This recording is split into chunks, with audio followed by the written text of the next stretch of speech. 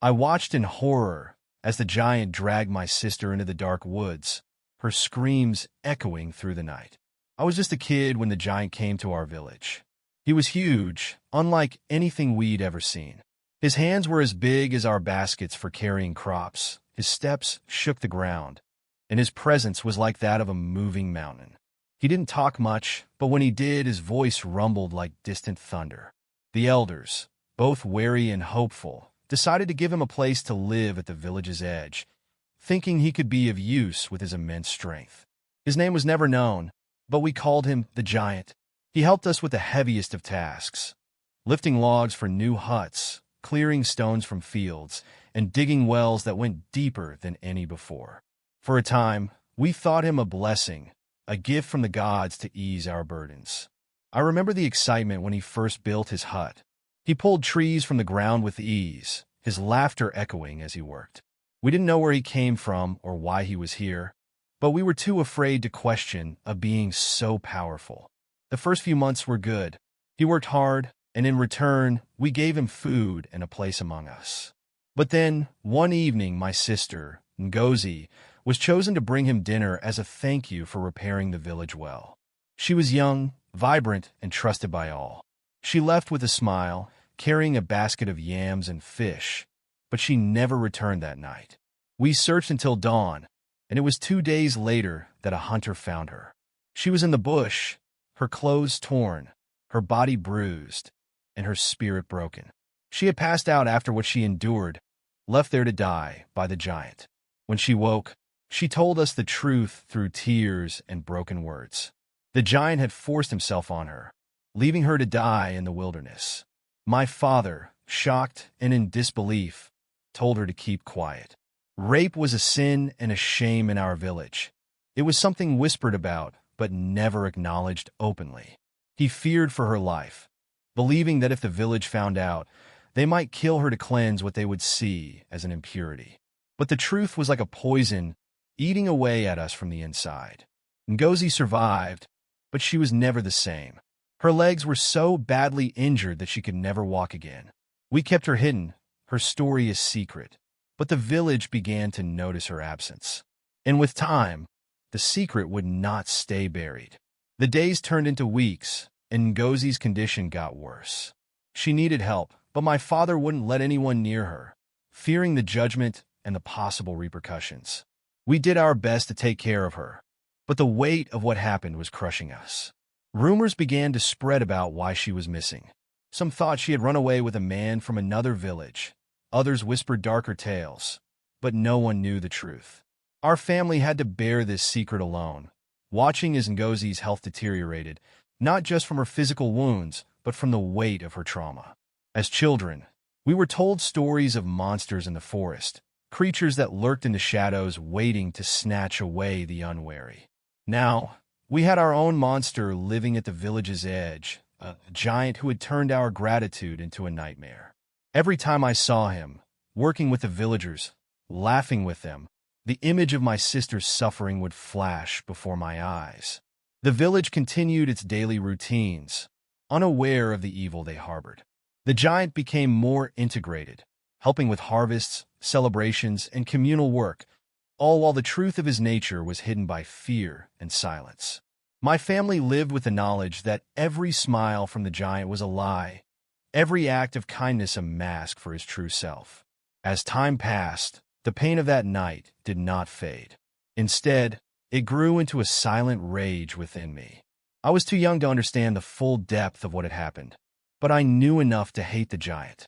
I knew enough to vow that one day, I would make him pay for what he did to Ngozi, for what he did to our family. But how could a child challenge a giant? How could we, a family already broken by this event, stand against such a force?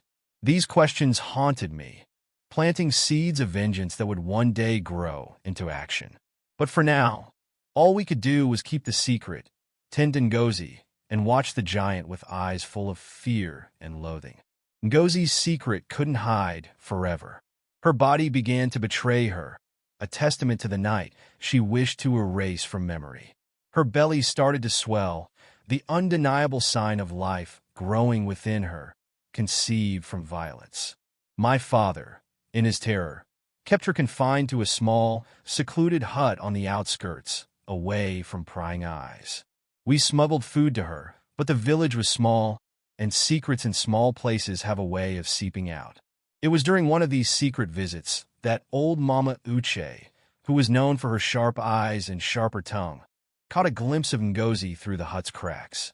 She saw the swollen belly, the haunted eyes, and the legs that no longer carried their owner. The whispers began that day, spreading like wildfire through the village. The elders called a meeting, and my father was summoned.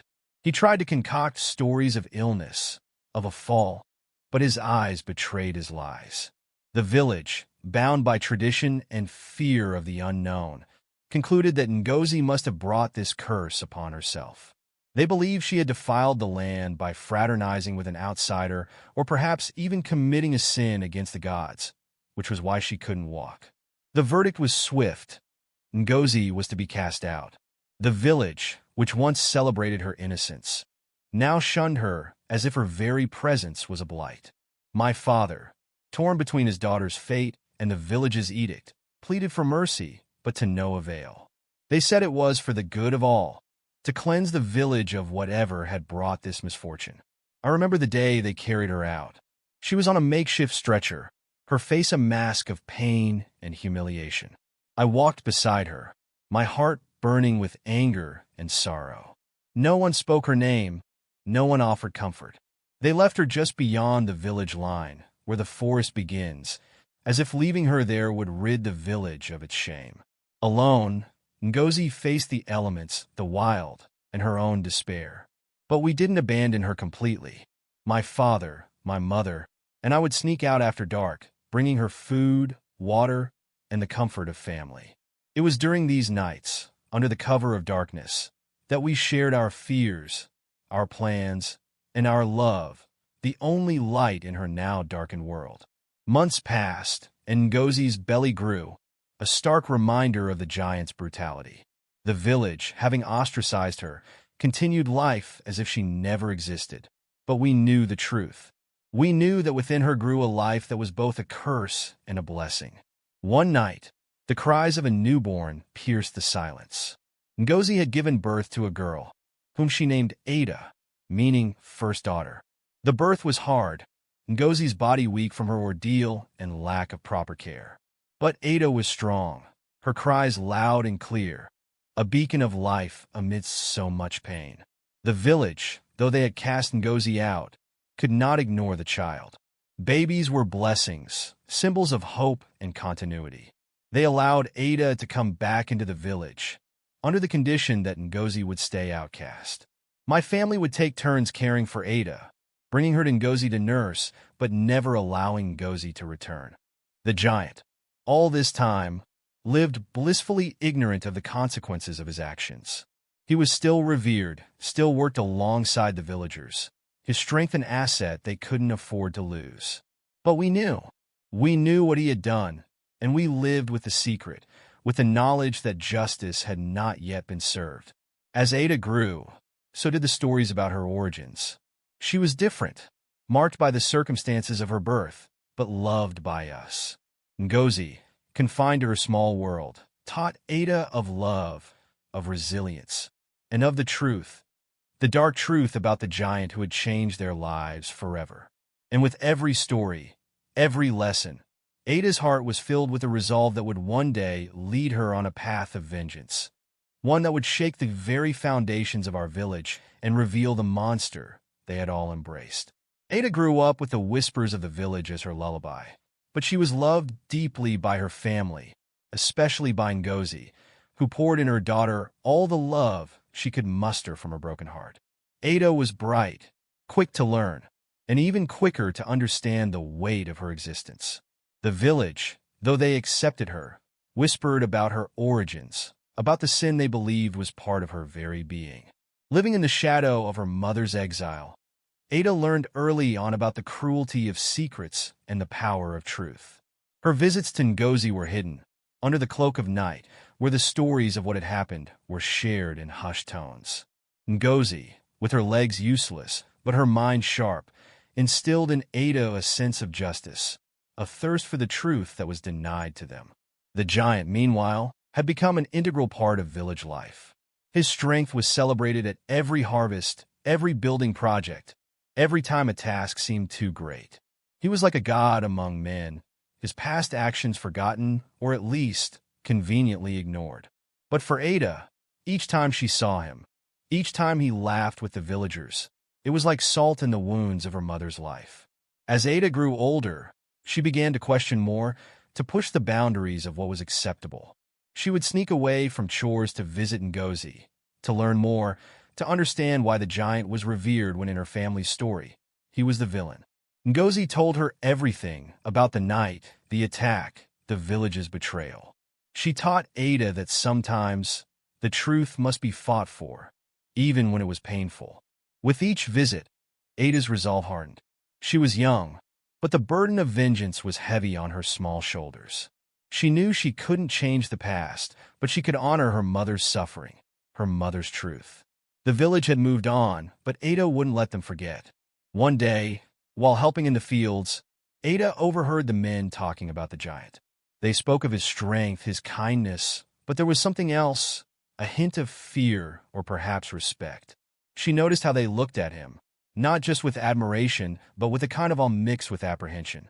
She wondered if deep down, they knew more than they let on about the giant's true nature. Adah's life was split between her duties in the village and her secret life with her mother. She learned to read people, to see beneath the surface, to understand the language of secrets and lies that governed her world. She knew she had to be careful. Any word against the giant could bring danger to her and her family. But secrets have a way of consuming those who keep them. Adah's heart was filled with a silent rage, a burning desire to right the wrongs done to her mother. She knew she couldn't act rashly. She needed to be smart, to plan, to wait for the right moment. Ngozi, seeing the fire in her daughter's eyes, would sometimes caution her, "Patience, my Adah. The world turns slow for those seeking justice, but it turns." Adah listened, learning patience from her mother, but also learning the art of observation, of gathering information. She watched the giant, his habits, his interactions. She noted how he was always careful around women, almost as if he knew his own danger. The more Adah learned, the more she realized that the village was built on a foundation of fear and respect for power, not on truth. The giant's shadow loomed large over everyone, not just physically, but in their minds and their actions. Yet, with every day that passed, Adah felt the burden of truth growing heavier. She knew she was destined to carry this legacy, this mission of vengeance. But how does one bring down a giant? How does one reveal the truth when everyone has chosen to live with the lie? These questions kept her awake at night, her mind racing with plans and possibilities. She knew she couldn't do it alone. She needed allies, she needed knowledge, and most of all, she needed the right moment. The burden of truth was hers, but she would not let it crush her. Instead, she would use it as her weapon, her shield, and her light in the darkness that had enveloped her family since that fateful night. She would prepare, she would wait, but she would not forget. And when the time came, she would ensure that the truth would be as loud as the giant's laughter, as undeniable as his strength. As Adah matured, her mind was constantly at work, plotting, planning, and pondering how to exact justice for her mother. She knew that to bring down the giant, she needed more than just courage. She needed knowledge, the kind that could only be unearthed by digging into the past. One day, she decided to leave the village, a risky venture for someone so young and with so little freedom. She told her family she was going to gather herbs, a common task that would not raise suspicion. But her real destination was the village from where the giant had come, a place unknown to her, but whispered about in the tales of travelers. She traveled by foot, through forests and over rivers, her determination her only guide. She reached the distant village after several days, a place not unlike her own, but with a different air, one tinged with caution and perhaps a hint of sorrow. There, she found an old woman, Mama Igioma, whose eyes held stories of many years. Adah approached her with respect, offering food as a gesture of goodwill, and asked about the giant. Mama Igioma's face darkened as she spoke of him. telling Adah that he was once known as Okonkwo, a name that carried weight in this village. He was not always bad. Mama Igioma began, her voice a mix of nostalgia and regret. He was strong, like all young men here, but he had a darkness in him, especially around young women.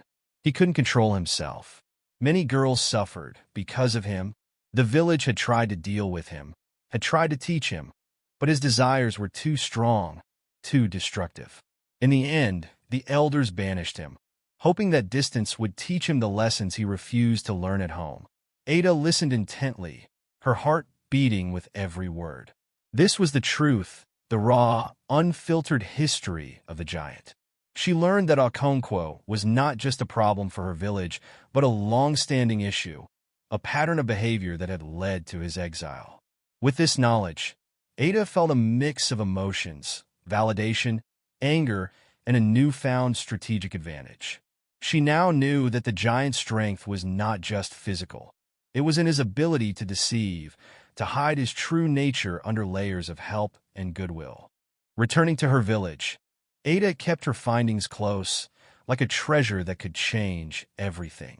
She knew now that the giant was not just a monster to her family, but to others as well. This made her resolve even stronger.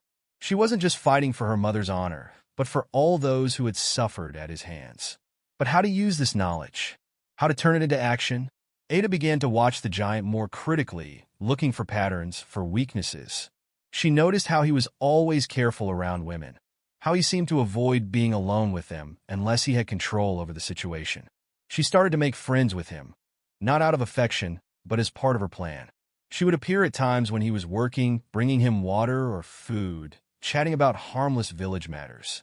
She saw the way he looked at her, with that same mix of awe and caution she had seen in others. Her mother, Ngozi, was skeptical of this approach, fearing for Adah's safety. "Be careful, my child. The snake that bites once will bite again if given the chance," she warned. But Adah was steadfast, knowing that to defeat a giant, one must not fight him head-on but outsmart him.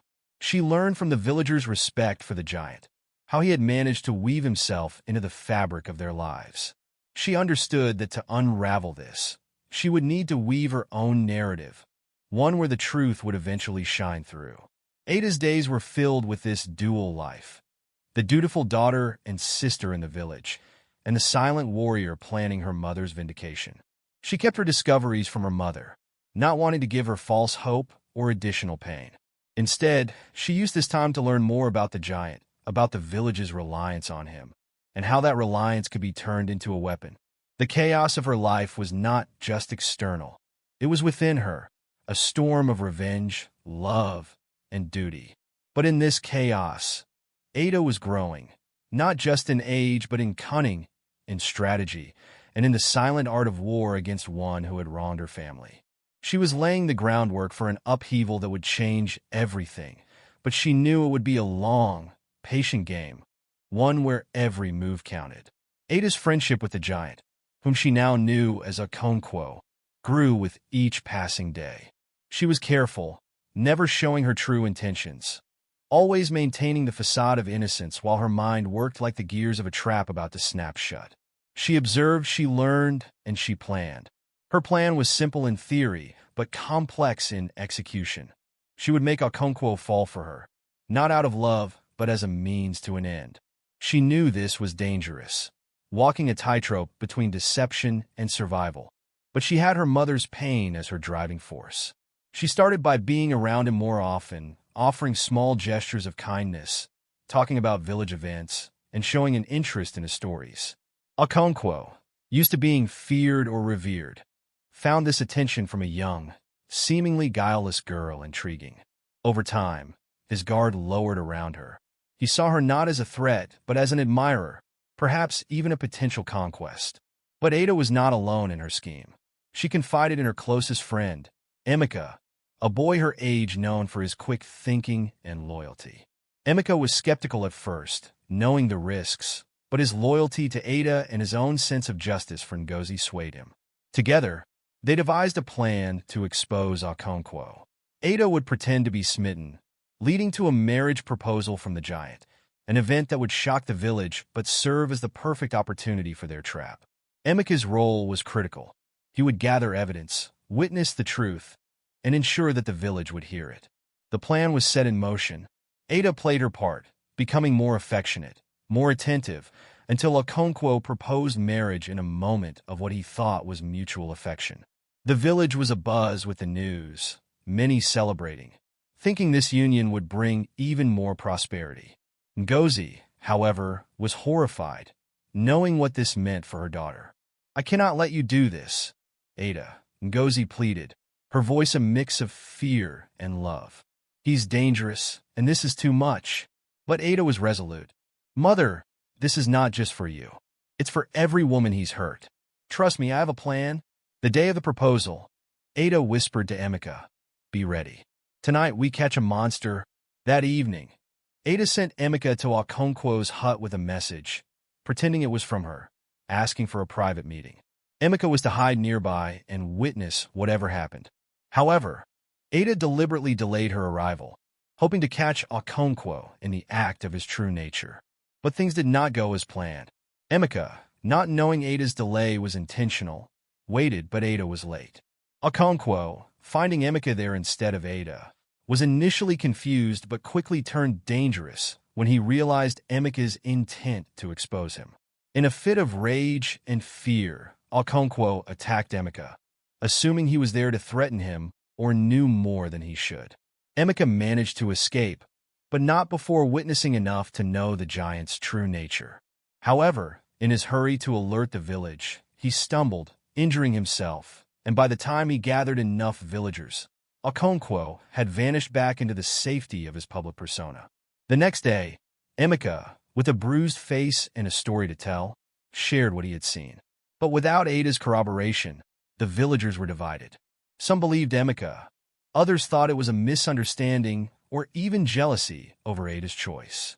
Adah, when confronted, had to act surprised, feigning ignorance about Emeka's mission. She knew now that her plan had backfired, that Emeka's life was in danger, and her own was at risk. She had to think quickly to salvage what she could from this debacle. She continued with the wedding plans, knowing that her one chance might be in the intimacy of marriage, where she could finally confront Okonkwo. Her heart was heavy with guilt over Emeka's ordeal, but her resolve for justice was unshaken. She whispered to Emeka, "We will make this right. We must." Now, with the wedding looming, Adah was more alone than ever. Her plan altered, but her goal unchanged. She would marry the giant, not for love, but for the ultimate revenge, knowing that within that marriage lay her opportunity to end his reign of terror once and for all. The day of the wedding arrived, a day that should have been filled with joy, but was instead cloaked in tension. The village was aglow with celebration, unaware of the storm brewing beneath the surface.